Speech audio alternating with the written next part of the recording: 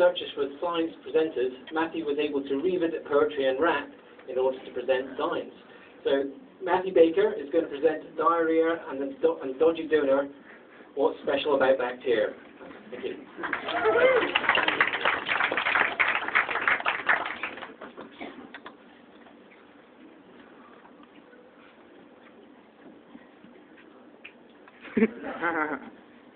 Hello, I'm Matthew. I'm a biophysicist studying in the UK, and I'm also a poet from Australia. And today I'd like to talk to you about what's special about bacteria. And I'd like to do that by performing a poem for you about the kebab that broke my heart. Dirty, dirty, dirty Donna. Little bit of meat upon a bit of bread. I want her. My dirty, dirty Donna. The first bite tight. What a concoction. But tonight's the night for an enterotoxin. What was this that took my love and smashed it to bits and replaced it with a dose of the shit? Was it a raucous flock of streptococcus or shapely shigella, the domain of dysentery? I don't think I've had contaminated water recently. No, and I don't mess around. I just stick with my Donna, because she's finger licking. I know better than to fuck with uncooked chicken.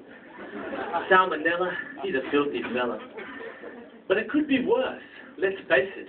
It could come from bacteria that I've never tasted. Some bacteria are so heinous, they even infect the dear old penis. And of these, syphilis is the meanest. But I don't know what you think I've done to my Donna, because I've never done my Donna with my Donna. No, for me, it was E. coli that carried. E. coli in my uncooked Donna beef, which spread rapidly through my intestinal tract, quickly causing grief. E. coli is amazing. It can swim 50 times its length in a second. Powered by a machine that's amazing, I reckon. The bacterial flagella motor. Fastest biomachine on the planet. And yeah, I'd have it under the bonnet of my molecular Vauxhall Astra, because it's more than 2.5 times faster than Formula 1, and it's done solely by evolution. Now, this motor is assembled right inside the peptidoglycan layer. First, it starts with the basal body, which is the main structure and the mainstay. Then, underneath that, the protein flight G, which makes up the rotor. That's the part which moves when the motor is a goer. After this, the stator is slipped in. That's the bit that acts on the rotor like on an engine does a piston.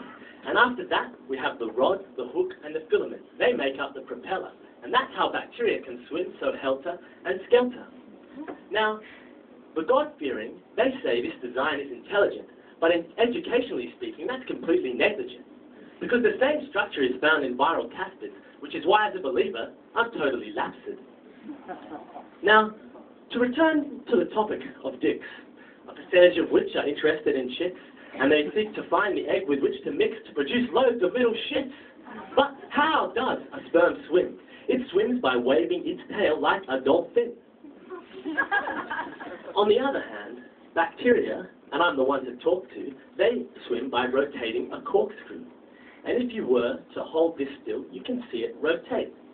And if you look really closely, you can see it change directions and change the rate at which it rotates, because it needs to swim both fast and slow, once in a tumble and once dead straight, in order to find food with which it can sate.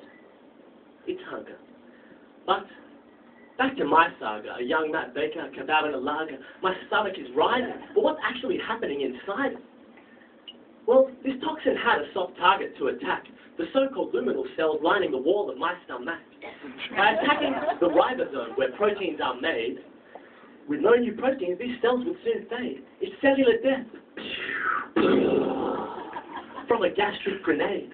And dead cells and blood throughout my stomach are sprayed. Now, this wasn't my chef's preconceived idea to give me a dose of secretory diarrhea. But when he failed to cook thoroughly the swiveling stick, I was left crouched with liquidy shit.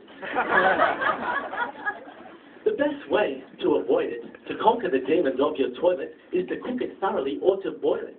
But perhaps if you want to sidestep this kerfuffle, you should order the hummus or the falafel. Thank you.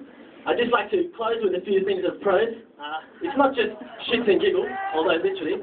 But some people have been really ill from O157 E. coli poisoning. In this country, in the last 3 months, the delightful toddler Aaron on the left here was sick when he touched a pig, not inappropriately, at a touch farm in southwest England. And Karen was also very sick when she had a vegetable burger from a 0-star kebab shop at the Slade Fish Bar in Wrexham.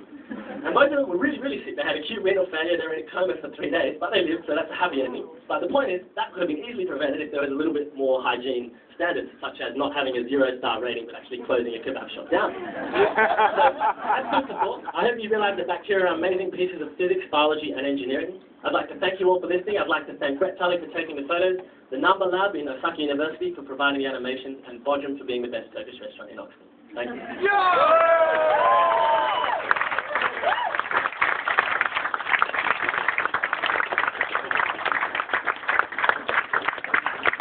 And a big round of applause for all of our speakers in the first presentation, please.